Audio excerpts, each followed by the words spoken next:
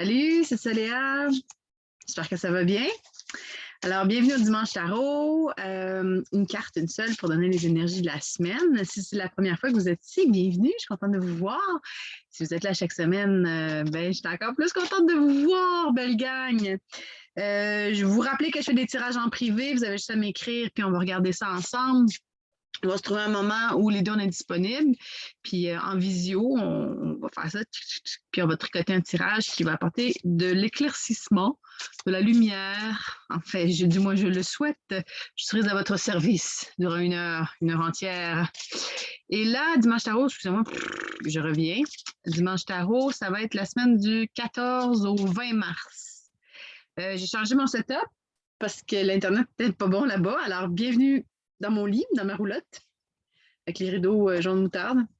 Souvent, c'est jaune moutarde dans les roulottes, je trouve. Un petit côté rétro, le fun. Ma sœur Myriam aimerait beaucoup.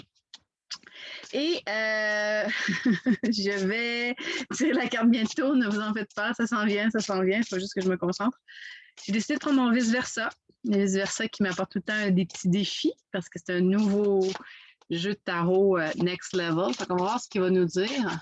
La semaine du 13 au 20 mars est déjà le printemps entamé. Ah, la carte est sortie. Voilà. Alors, qu'est-ce qu'on a? On a coupe. Reine de coupe. Voilà.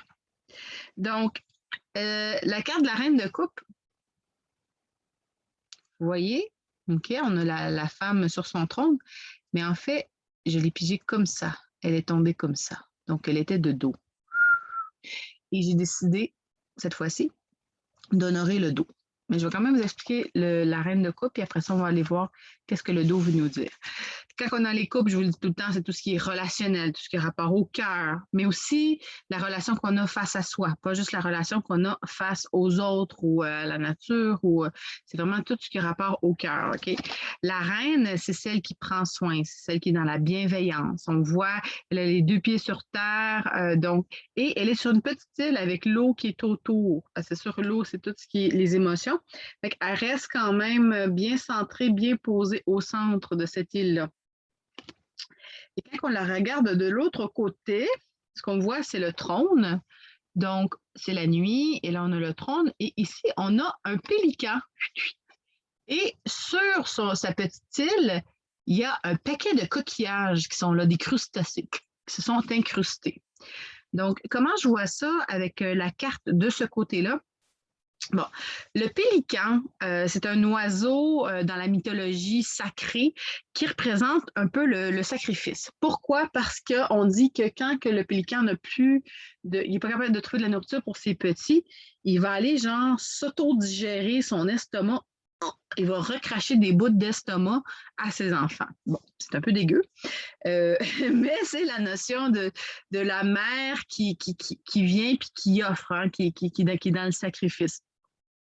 Donc, et là, elle est dans sa chaise, bien posée, et c'est la nuit. Elle regarde ça. Elle regarde cette nuit noire-là avec les crustacés qui sont là. Quand je pense à crustacés, les coquillages qui sont là, je pense à toutes des petites maisons de petits êtres un peu mollusques, qui goûtent très, très bon d'ailleurs, qui sont là puis qui viennent s'accaparer. Donc, je vais demander une clarification. J'ai déjà des trucs assez précis qui s'en viennent, juste pour être sûr. Clarification pour la reine de coupe de dos. Écoute, on est dans le thème, là. On a les petits cocos, on a l'oiseau qui est gravé dans son trône, fait que le pélican, puis là, on a les cocos qui sont là. Fait qu'il y a quelque chose en vous cette semaine. Il y a vraiment une notion de couver, prendre soin, veiller à vos petits. Mais même si vous n'avez pas d'enfants, veiller à ces petits, ça peut être veiller à des parties de vous qui ont peut-être besoin d'un petit sacrifice, de faire un petit effort, d'aller au-delà, de vraiment se permettre. Puis là, je pense à des Bernard l'ermite.